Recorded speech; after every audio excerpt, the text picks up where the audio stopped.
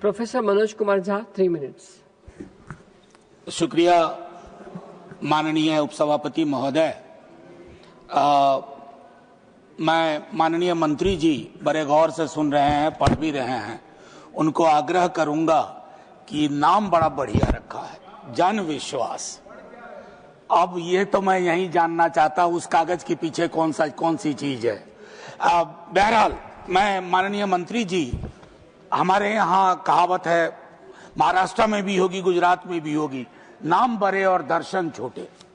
मैं क्यों कह रहा हूं ये बात, इसके पीछे एक कहानी छोटी सी सुनाऊं। There is a paper on criminology in my university as part of department of social work. तो क्रिमिनोलॉजी में हम लोग पढ़ाते थे white collar crime versus blue collar crime. तो माननीय उपसभापति जी, एक निम्न आय वर्ग का आदमी भूख से परेशान होकर के एक दुकान से ब्रेड का एक टुकड़ा लेके भागता है। पुलिस उसको चेज करती है, थाने में बिठाती है, तूने ब्रेड की डकैती की। एक कॉरपोरेट का आदमी 1 लाख करोड़ का घपला करता है, उसे सोफे पे बिठा करके उसके साथ डील की जाती है।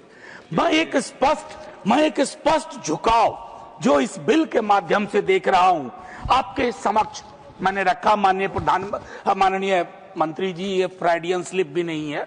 माननीय मंत्री जी यहाँ है, मेरे मुंह से प्रधानमंत्री निकल गया था। तो मैं माननीय मंत्री जी से कहूंगा कि ये जो कॉरपोरेट के प्रति झुकाव है, इस पर थोड़े लगाम की आवश्यकता है। जैसे कहा ना कि आपने कि एमएसएमई को प्रोटेक्ट करेगा। कोई डेटा है कि बीते वर्षों में कितना प्रोटेक्शन बड़े कॉरपोरेट को मिला और कितना प्रोटेक्शन एमएसएमई सेक्टर को मिला? माननीय उपसभापति महोदय, एक समानांतर न्यायिक प्रणाली का जन्म हो रहा है इसके माध्यम से, और उसमें जवाबदेही क्या है और उसकी प्रणालियां क्या होगी, पद्धति क्या होगी, कोई स्पष्टता नहीं है। 1 मिनट ज्यादा लूंगा। छोटे व्यवसाय और व्यवसायियों के लिए क्या उत्पीड़न का एक नया रास्ता खुल जाएगा? Particularly with remand to women workers, if there are certain things which have been decriminalized, तो चिंता का विषय है कि उसके लिए वैकल्पिक व्यवस्था आपने क्या की है, क्योंकि महिलाएं अपने कार्यस्थल पर अक्सर शोषण का शिकार होती हैं। उसके लिए आपको फार्मा सेक्टर की मैं बात, घंटी मत बजाइएगा मैम, मैं 1 मिनट में खत्म कर दूंगा। वैसे भी इस पर मैं आपको कहूं कि फार्मा सेक्टर को लेकर के शक्ति भाई ने लाइटर वेन में एक बात कही। मैं गंभीरता से मैं भी एक बात कह सकता हूं कि बीते वर्षों में हमारे देश के, चूंकि हमें फार्मा में हमारा योगदान है, तो हमारी शिकायतें WHO और अन्य मुल्कों में भी हुई हैं, शिकायतें दर्ज की गई हैं। उसके मद्देनजर मुझको लगता है कि इसे रिविजिट करने की बेहद आवश्यकता है। ड्रग और कॉस्मेटिक्स के मामले में भी मैं चाहता हूं कोई भी सरकार हो, लॉबिंग से उनकी प्रणालियों पर, कानून पे असर न पड़े, उससे प्रोटेक्शन बेहद आवश्यक है। और जैसा मैंने प्रारंभ में कहा माननीय उपसभापति महोदया, कि ये स्पष्ट करना होगा, हाल के वर्षों में जितने बिल हाल के दिनों में देखें, उसकी कोई आवश्यकता नहीं थी। ट्रांसजेंडर बिल की कोई आवश्यकता नहीं थी। इसको एक पॉजिटिव नजरिए से डेवलप किया जा सकता था। और आखिरी टिप्पणी करके खत्म करूंगा।